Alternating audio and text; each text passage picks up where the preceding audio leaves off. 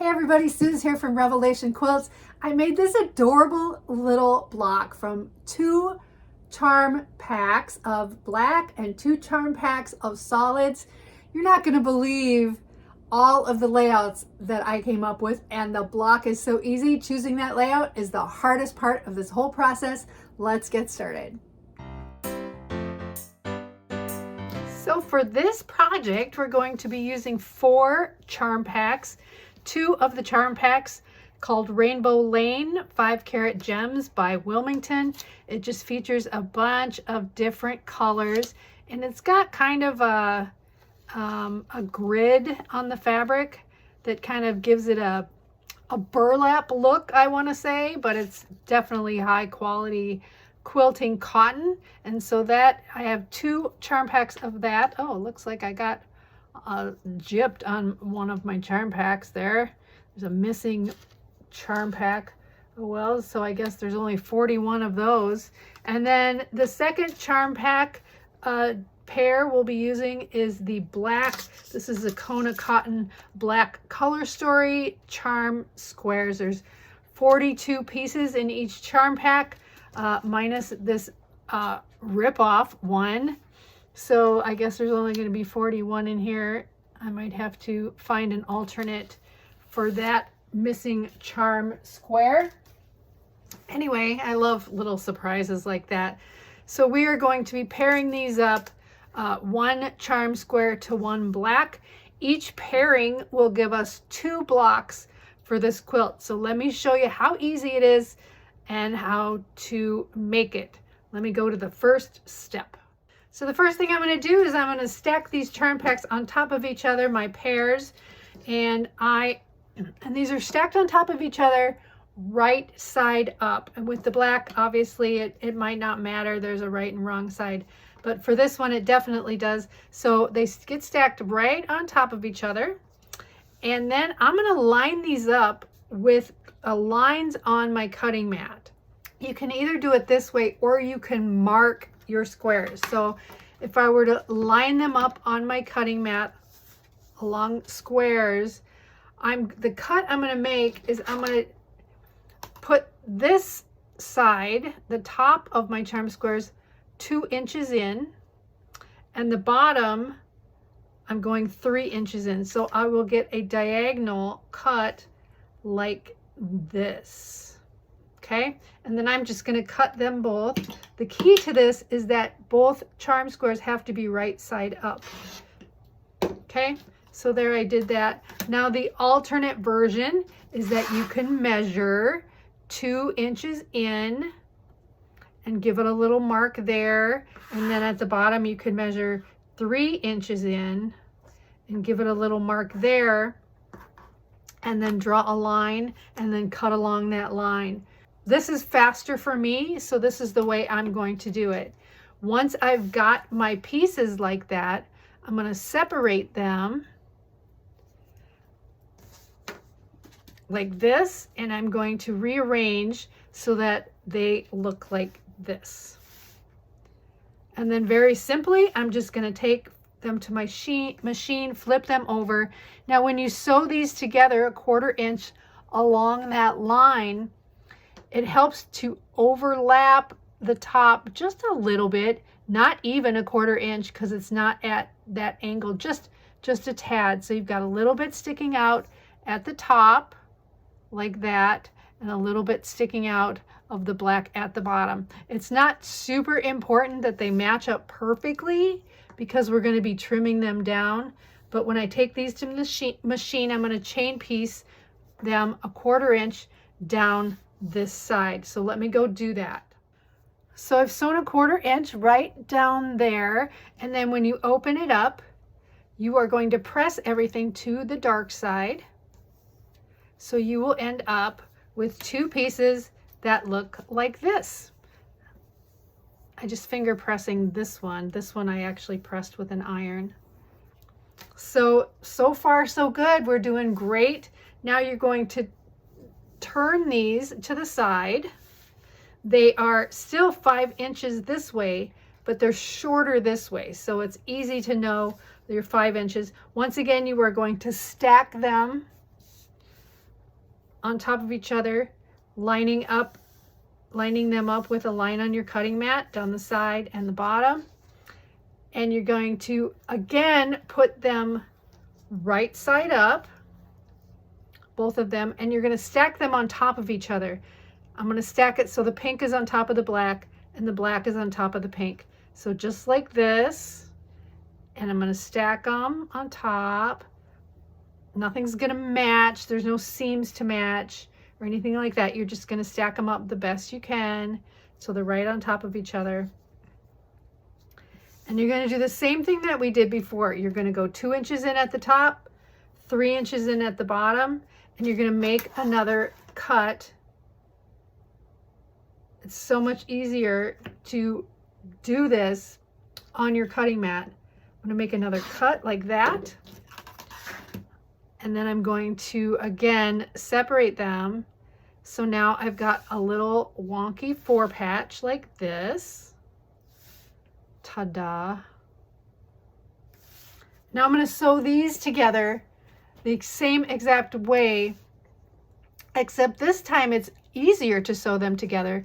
All I have to do is I can just nest those seams and sew a 1/4 inch down that line, holding on to that nested seam, and it's going to work out perfectly. So just sew a 1/4 inch down on both of these. You can nest those seams, and I will sew these and show you what they look like.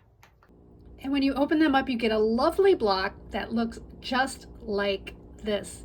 It's so cute. Let's take a look at all of the different ways we can lay out these blocks.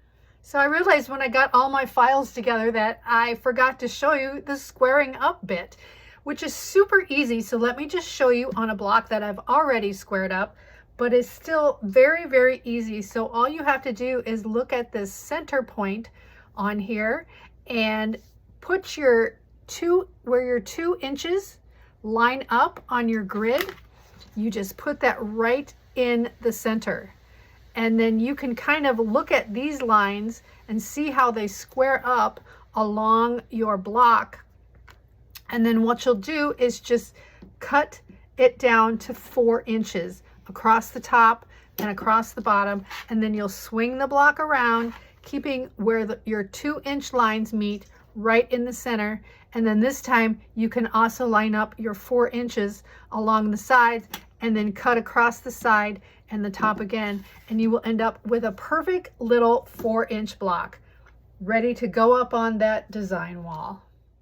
So let's take a look at some of these layouts. This first layout is just random colors put up. All the blocks are facing the exact same way. This looked very cool, and this was one of the contenders. I really, really liked this one.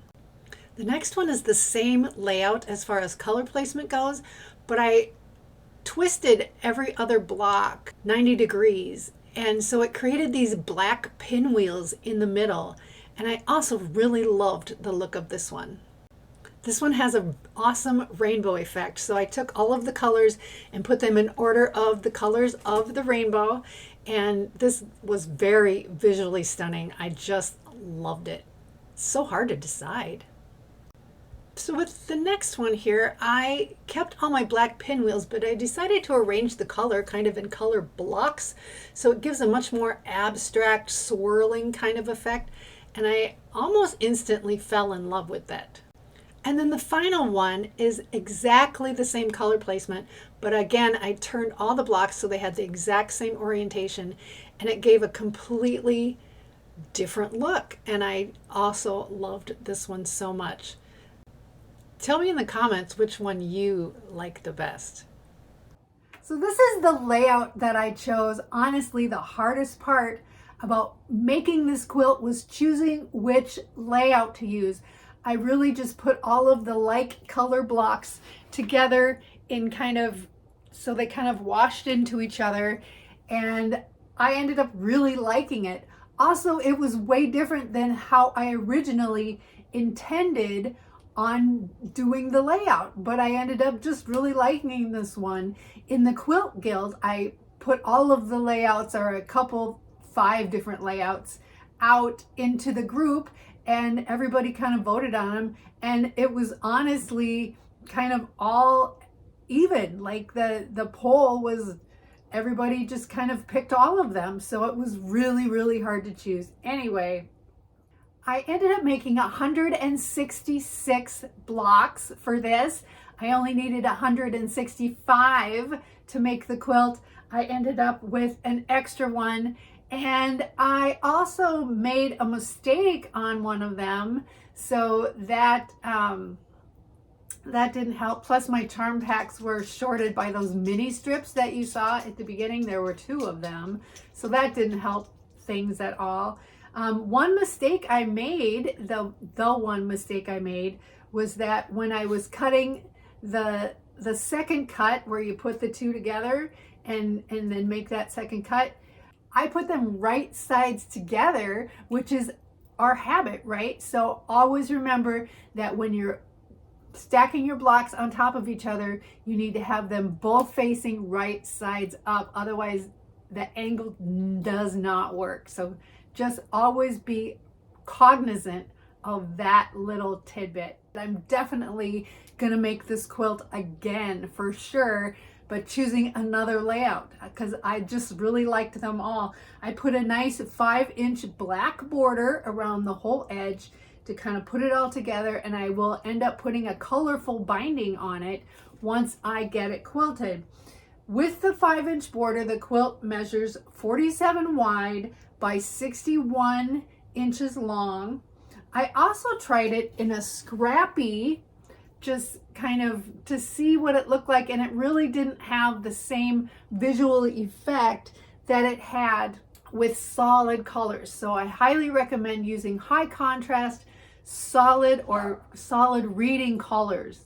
Now you can also use layer cakes for this pattern instead of charm squares. You just have to double your measurements. So instead of going 2 inches in from the top and 3 inches in from the bottom, you would go 4 inches in on the top and 6 inches in on the bottom. So you will get a much bigger quilt with the same effect. So give that a try if you prefer working with layer cakes. I've got a new quilty t-shirt to show off. This one says quilting is my superpower, and it's got an awesome quilty Wonder Woman or Supergirl or whatever on the front.